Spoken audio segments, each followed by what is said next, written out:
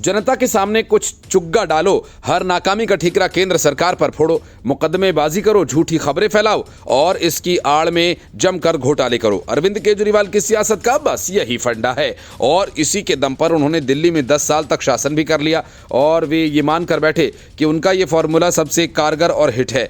इसी वजह से उन्हें लगा कि दूसरे दलों को भी अपना ये फॉर्मूला समझाकर उन्हें अपना मुरीद बना सकते हैं। यही वजह है कि जब उमर अब्दुल्ला चुनाव जीतकर जम्मू कश्मीर की सत्ता में लौटे तो अरविंद केजरीवाल ने उनके शपथ लेते ही ये कह दिया था कि यदि उन्हें हाफ स्टेट को चलाने में दिक्कत हो तो मुझसे सलाह ले सकते हैं। अरविंद केजरीवाल ने कहा था कि दिल्ली को हाफ स्टेट कहा जाता है जिसमें सारी पावर एलजी के हाथ में होती है। हमने 10 साल तक सरकार चलाई। मैं उमर से कहूँगा कि यदि उन्हें भी हाफ स्टेट चलाने में, जम्मू कश्मीर चलाने में परेशानी आए तो मुझसे सलाह ले सकते हैं। अरविंद केजरीवाल की बिन मांगी गई सलाह पर उमर अब्दुल्ला ने तब कुछ कहा नहीं।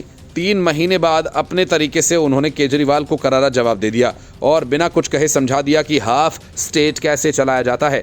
13 जनवरी को पीएम नरेंद्र मोदी जब सोनमर्ग के जेडमूड टनल में उद्घाटन के लिए पहुंचे तो उमर अब्दुल्ला और उनके बीच की केमिस्ट्री अलग ही थी। उमर अब्दुल्ला ने पीएम मोदी की जमकर तारीफ की। उन्होंने कहा कि नरेंद्र मोदी जी ने चुनाव कराने के अपने वादे को पूरा किया और बिना किसी धांधली के इलेक्शन हुए। इसका नतीजा है कि मैं यहां मुख्यमंत्री के तौर पर आपसे बात कर रहा हूं। इसके साथ ही उन्होंने पूर्ण राज्य के दर्जे की भी मांग को पूरी विनम्रता से रखा और कहा कि आपने हर वादे को पूरा किया, अब ये वादा भी बचा है। साफ था कि उमर अब्दुल्ला ने मोदी के नेतृत्व वाली केंद्र सरकार से रिश्ते सही रखने का फैसला किया। वहीं जब पीएम मोदी की बारी आई तो उन्होंने भी उमर अब्दुल्ला की तारीफ की।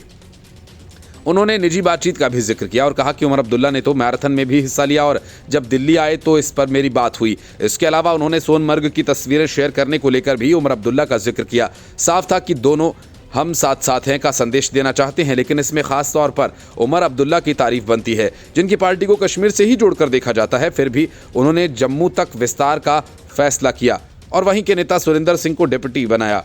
इसके अलावा केंद्र के साथ अच्छे रिश्ते रखे और इस तरह उन्होंने जम्मू कश्मीर से एक तरह केजरीवाल को ही संदेश दे दिया कैसे केंद्र से अच्छे रिश्ते रखते हुए भी प्रोजेक्ट्स पूरे कराए जा सकते हैं।